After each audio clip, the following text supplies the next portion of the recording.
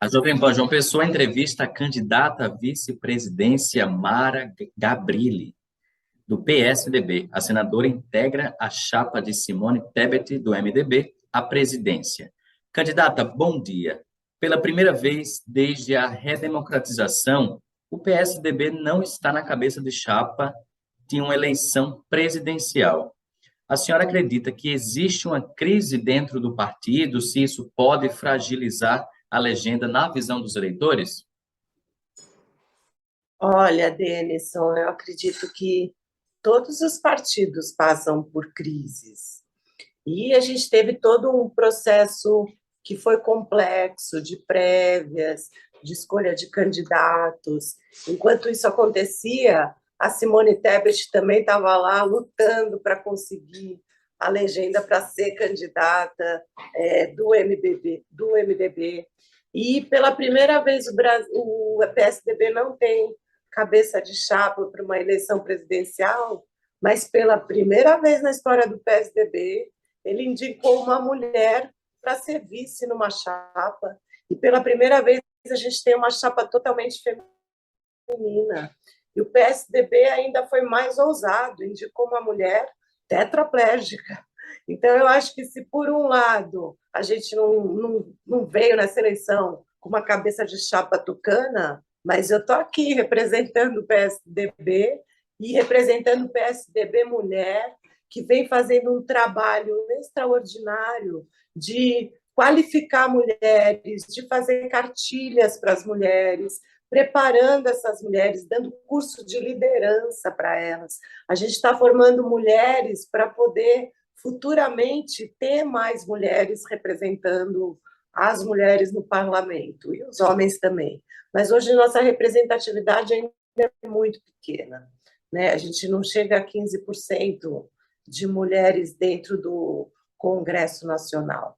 Então, eu vejo como uma chapa de esperança, uma chapa moderna, uma chapa que vem para fazer de forma diferente, uma chapa que é uma chapa reformista, que chega com várias propostas de reformas imediatas, assim que assumir tanto a reforma administrativa, tanto quanto a reforma tributária, para melhorar a situação, para melhorar o ambiente de trabalho, para melhorar o ambiente empresarial. Nós somos uma chapa que temos como pilar o governo parceiro da iniciativa privada. E isso, junto com essa reforma tributária, vai ser importantíssimo para a gente fazer justiça social, melhorar preço de alimento, melhorar preço de medicamento, fazer com que a gente consiga contratar as pessoas e gere mais emprego e renda. Então, eu vejo a nossa chapa com mais um diferencial, que é trazer o pilar da inclusão como um dos principais pilares. Isso nunca aconteceu, Daniel, em nenhuma chapa. Viu, Denison? É tão incrível que os jornalistas têm perguntado muito sobre esse tema, porque quando a gente fala de inclusão, a gente está falando, claro, né, dos 45 milhões de brasileiros que têm algum tipo de deficiência, segundo o censo 2010, a gente está falando de 15 milhões de brasileiros que têm doenças raras, e para vocês terem ideia, hoje no Congresso, eu sou a única pessoa com deficiência no Senado. Na Câmara, tem uma pessoa, que é o Felipe Rigoni, que é cego, e nós tivemos uma única pessoa com doença rara, que foi o Patrick Dornelles, que é paraibano. Então, olha que honra da gente ter tido o Patrick. Foi uma passagem de 4 meses, mas é uma população que soma 15 milhões de brasileiros com algum tipo de doença rara. E é a primeira chapa que fala disso, que fala em acessibilizar a medicação para quem tem alguma doença rara, que fala de cannabis medicinal para quem tem doença rara, para quem tem epilepsia, para quem tem Alzheimer, e fala de saúde, disponibilizando e abrindo as portas do SUS para quem tem qualquer tipo de deficiência conseguir se reabilitar. que hoje a gente tem grandes centros, mas, infelizmente, a demanda é muito maior que a oferta. E muitas pessoas que tiveram Covid, hoje também estão precisando de reabilitação. Então, a gente está falando de tudo isso, sabe? De deixar a educação acessível, de deixar a saúde acessível. E aí a gente fala de acessibilidade no geral, que é acessibilidade nas calçadas, no transporte, acessibilidade na cultura, no esporte, enfim. Ainda falando sobre esse assunto de representatividade, a senhora citou 15 milhões de pessoas com deficiência no país, a maioria do eleitorado é de mulheres, mesmo assim a gente não vê essa representação no Congresso Nacional, por exemplo. Como é que se fura essa barreira? Porque a gente tem, por exemplo, nessa chapa, que é composta por duas mulheres, sendo a senhora, por exemplo, representando pessoas com deficiência, mas que, segundo as pesquisas, não tem aí uma grande intenção de votos, pelo menos até agora nessa reta final. Como furar essa barreira? Bom, primeiro eu agradeço vocês com programas desse tipo, onde a gente possa falar, expor nossas ideias, falar sobre o nosso plano de governo, pedir para o eleitor pesquisar sobre a trajetória de cada candidato, da trajetória do candidato e do seu vice também, que é muito importante. A gente sabe que vice no Brasil é importante, a gente tem que conhecer quem é o vice. E muitas vezes o brasileiro está vivendo um momento de desespero por conta da fome. São 33 milhões de brasileiros passando fome, 60 milhões de brasileiros com insegurança alimentar. Isso já mexe com a saúde mental de qualquer família, né? Então, assim, a gente já está passando por essa aflição. Depois, um governo que fomenta muito ódio, muita agressividade, sabe? Que não se envolve, não sente, não parece não ter tanta empatia com a população, não sofre junto. A gente precisa de gente que tenha empatia e que se coloque no lugar do outro. Eu vivendo, né, numa cadeira de rodas, eu me acidentei quando eu tinha 26 anos e quebrei o pescoço. E aí eu perdi todos os movimentos do pescoço para baixo, perdi a capacidade de falar e a capacidade de respirar. E eu não tinha um prognóstico de que eu melhoraria, mas graças a Deus eu consegui ultrapassar esse que eu acho que foi o maior desafio da minha vida, que foi voltar a respirar e falar. E eu sempre tive a oportunidade, Denison, de ter uma cuidadora, por exemplo. E isso é uma coisa que a maioria dos brasileiros com deficiência não tem. Você falou de 15 milhões, mas 15 milhões de brasileiros têm uma doença rara. Se a gente for falar de deficiência, a gente está falando de 45 milhões. Então, olha quantos familiares, quantas mães cuidadoras a gente tem nesse universo de pessoas que precisam de suporte, que precisam de acessibilidade, que precisam dessa ajuda. E eu acho que o fato de eu sempre ter tido condição de ter uma boa cadeira de rodas, de ter conseguido me formar tanto em psicologia quanto em publicidade antes de quebrar o pescoço, porque é muito difícil estudar no Brasil quando você tem uma deficiência. E eu tenho tanta gratidão por causa disso que eu vejo que basta oportunidade para que a gente consiga fazer. E eu admiro muito as pessoas com deficiências, porque são pessoas que a cada segundo na vida têm que vencer um obstáculo, sabe? Uma pessoa surda, imagina uma pessoa surda numa metrópole, como é que ela se comunica se as pessoas não sabem a língua brasileira de sinais? E a maioria dos surdos brasileiros não sabem nem ler e escrever o português. Então, assim, é uma exclusão muito grande.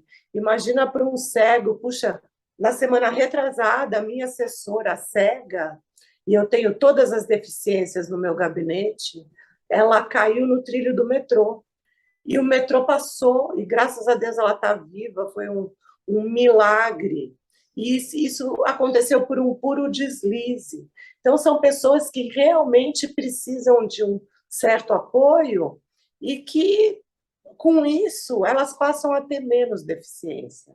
Então, o fato de eu ter conseguido, sabe, numa trajetória em que eu fundei uma ONG, depois fui vereadora, secretária, deputada federal, senadora, fui eleita num comitê da ONU, que eu represento o Brasil, é a primeira vez que o Brasil tem assento nesse comitê. Eu sou uma perita da ONU que faz recomendações aos países que descumprem acessibilidade e inclusão.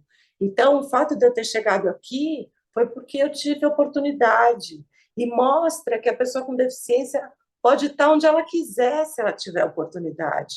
E é isso que a gente quer para o Brasil, sabe? Esses guerreiros virando contribuintes brasileiros, sabe? Ajudando a virar o jogo do Brasil, sabe? Deixando um Brasil muito mais humano, muito mais inclusivo, mais amoroso. Ô, meninos, eu gosto muito de falar de amor, porque eu acho que o Brasil está precisando de amor, parece piegas, mas eu e a Simone, a gente vem falando de unir o país com amor, sabe? Não dividir o país com ódio, com ressentimento, com xingamentos, com palavrões, com desdém, com displicência. Não, a gente quer considerar as pessoas, a gente gosta de gente, e a gente quer ver nossa gente melhorar. E a gente não acredita num país que se desenvolva deixando aquelas pessoas mais vulneráveis para trás. E quando eu digo que nossa chapa traz como pilar um dos principais é a inclusão da população LGBTQIA+, é a inclusão da população negra, da população indígena, dos idosos, dos obesos, que muitas vezes a gente está falando de minorias numéricas, mas a gente está falando de brasileiros invisíveis. E esses brasileiros precisam contribuir com o Brasil. Candidata, a senhora e a Simone Tebet têm criticado o discurso chamado de voto útil, que é utilizado por concorrentes de vocês duas, que também tentam disputar a presidência da República. Qual a estratégia da senhora e da Simone para contrapor essa linha de pensamento do voto útil? A estratégia é a mesma de sempre. A gente vem falando a verdade, vem mostrando propostas. Nós somos propositivas, nós somos pessoas que sentem e que estão cruzando esse Brasil. A gente já chorou muito de emoção e de tristeza. Então, eu digo que esse voto útil, para mim, é inútil, porque como é que o brasileiro vai votar porque está com medo? Votar com medo é muito ruim para o país, é um desserviço para o país. Se todo mundo que tem medo do Bolsonaro e vai votar no Lula, e quem tem medo do Lula vai votar no Bolsonaro, se essas pessoas votassem na Simone e em mim, nós já estaríamos lá no segundo turno. Entendeu? Porque é o momento de avaliar propostas, de olhar o que esse candidato está trazendo de novo. E olhar para trás, é importante a gente olhar para a história do Brasil e ver se a gente gostou do Brasil dos últimos 4 anos, se a gente gostou do Brasil do passado, que estava mergulhado na corrupção. E isso que a gente tem que avaliar. A gente não pode fechar o olho para o passado que a gente teve. E o futuro é a gente que vai construir. Por isso eu peço, avalie, olhe, pense. Pense não só no próprio umbigo, mas pense no outro, porque se aqueles que são vulneráveis não conseguirem exercer cidadania, ninguém vai sair do lugar. O Brasil não vai sair do lugar, ele não vai ser bom para ninguém. Então, a gente tem que pensar no Brasil como nação.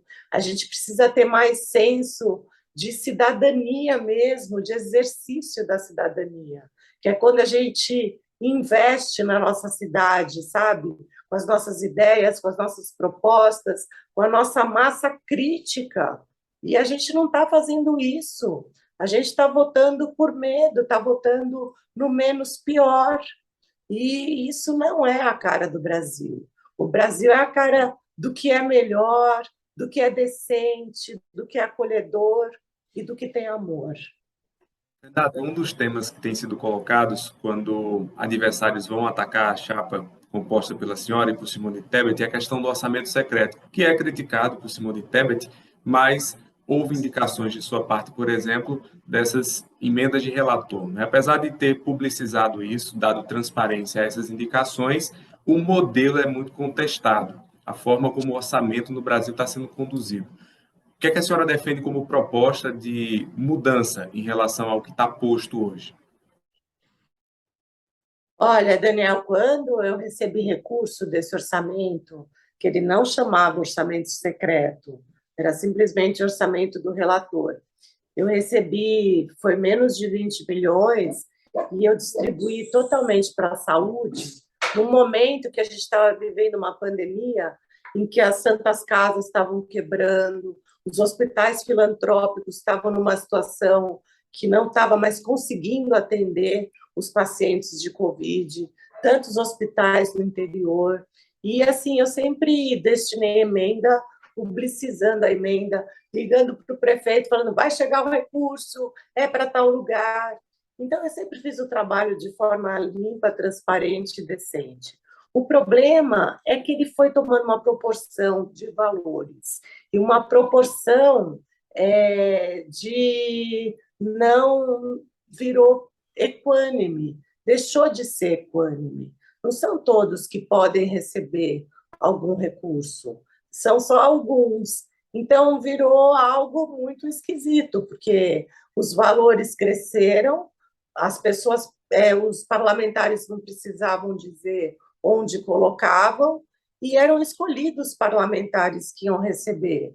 E geralmente de acordo com a conveniência do momento. Se votou naquele, se não votou naquele presidente. Se votou naquele presidente, ganha. Se não votou, não ganha. Então, ele foi adquirindo uma cara muito feia. E é claro que, assim, o primeiro ato é acabar com o orçamento secreto. Isso se acaba numa canetada. E o uso desse recurso do orçamento secreto pode ser muito bom. Inclusive, eu acabei de assinar ali uma PEC que traz o orçamento secreto, o valor do orçamento secreto, para subsidiar o piso das enfermeiras. Olha que bacana, que transferência interessante. Então, eu acho que é redestinar esse recurso, sabe? Fazer com que esses hábitos mudem, que não tenha mais nada secreto, né? Que a previsão é que não tenha, e que a gente não tenha essa escalada de emendas desse jeito, em que o parlamentar fique visando só o caminho eleitoral dele. Isso não pode, isso é projeto de poder pessoal. E é isso que a gente tem que mudar. E eu olho para trás e vejo as instituições que eu coloquei recurso em 2020 e vejo elas me entregando, sabe? Prestação de contas, o que estão. A Cruz Verde, por exemplo, que tem pessoas com paralisia cerebral que largam lá na porta e vão embora. Eles conseguiram manter a instituição por um ano com o recurso que eu dei. Depois a Santa Casa, o Instituto Jô Clemente, que está fazendo o teste do pezinho expandido e tentando expandir isso para o Brasil inteiro. Tem uma importância nacional. E quando eles vieram prestar conta comigo, eu até me emocionei. Falei, nossa, eu com certeza eu teria dado de novo esse recurso tão bem utilizado, tão importante para o Brasil. E que você ter o teste do pezinho expandido, conseguir detectar 50 doenças a hora que a criança nasce, você evita várias complicações de doenças raras, isso fica muito mais barato para o Brasil depois. Isso é um planejamento estratégico na saúde. Então, eu acho que tirar essa alcunha de orçamento secreto, tirar essa facilidade dos parlamentares ficarem recebendo recurso e um parlamentar decidindo para quem vai, para quem não vai. Esse direito eu acho que não é um direito. Isso não pode acontecer mais. Para a gente encerrar, as pesquisas indicam que muito dificilmente o Brasil vai colocar no segundo turno uma terceira via, né, que é chamado campo, que a senhora está ali junto com Ciro Gomes, mas indicam também que vocês possivelmente podem ter, inclusive, a votação maior do que Ciro, que já está na disputa à presidência há muito tempo, que não deixa de ser um resultado muito bom, não é? Como é que a senhora avalia esse andamento da campanha até aqui, nessa reta final, e sua perspectiva do que vai acontecer no domingo? Bom, eu não consigo fazer campanha sem vislumbrar o sucesso da campanha. Então, eu trabalho para chegar no segundo turno, independente das pesquisas, independente do pouco tempo que falta. É o que eu e a Simone estamos fazendo, estamos trabalhando para chegar no segundo turno.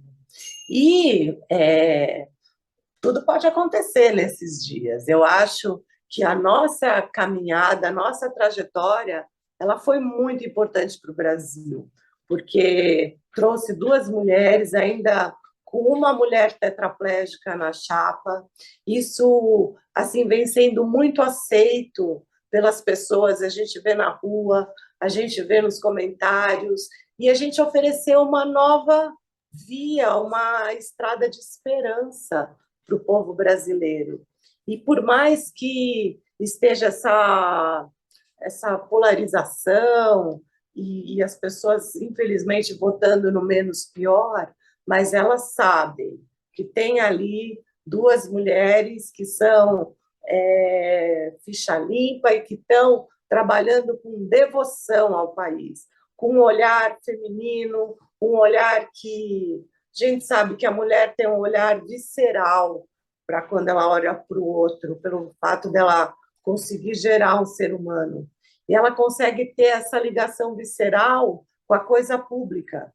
E as pessoas estão nos conhecendo, isso é importante, e elas estão conhecendo uma forma diferente de fazer política, que é uma forma muito mais amorosa, que não tem agressividade, que não tem violência, entendeu? E que é muito mais a cara do nosso Brasil. Então, eu peço que o eleitor, por favor, olhe a trajetória dos candidatos, né? Olha o plano de governo de cada um, o que cada um oferece para você, e vota com o coração, não vota com medo, não. Não vota no que a gente já viveu e não gostou, né? Vota em mim, na Simone Tebet, por um Brasil com mais amor e mais coragem, mais esperança, mais inclusão e mais justiça social. Senadora, candidata, muito obrigado pela participação da senhora aqui na Jovem Pan João Pessoa e uma boa campanha. Muito obrigada, Daniel e Denison. Muito obrigada, Paraíba.